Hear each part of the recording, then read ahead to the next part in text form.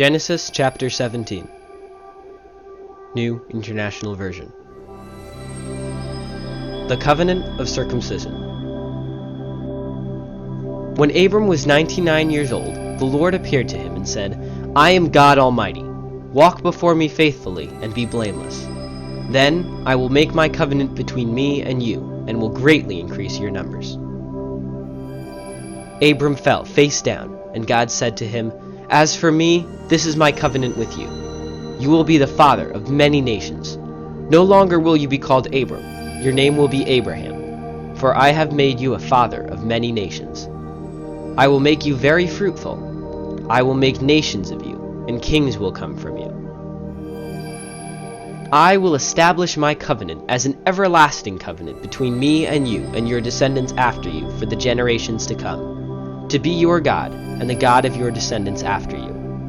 The whole land of Canaan, where you now reside as a foreigner, I will give as an everlasting possession to you and your descendants after you, and I will be their God." Then God said to Abraham, "As for you, you must keep my covenant, you and your descendants after you, for the generations to come.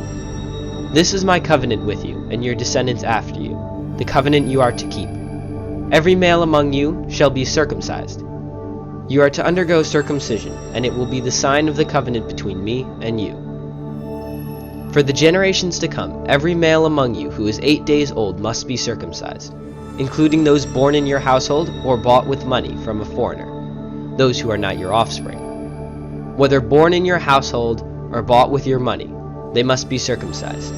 My covenant in your flesh is to be an everlasting covenant. Any uncircumcised male who has not been circumcised in the flesh will be cut off from his people. He has broken my covenant." God also said to Abraham, "As for Sarai, your wife, you are no longer to call her Sarai.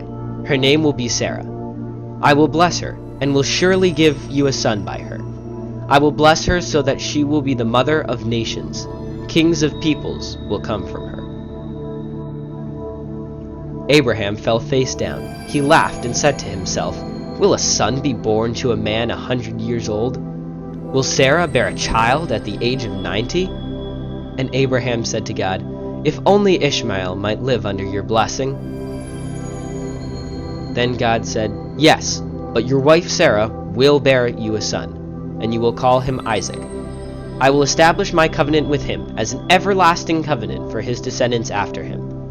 And as for Ishmael, I have heard you. I will surely bless him. I will make him fruitful, and will greatly increase his numbers.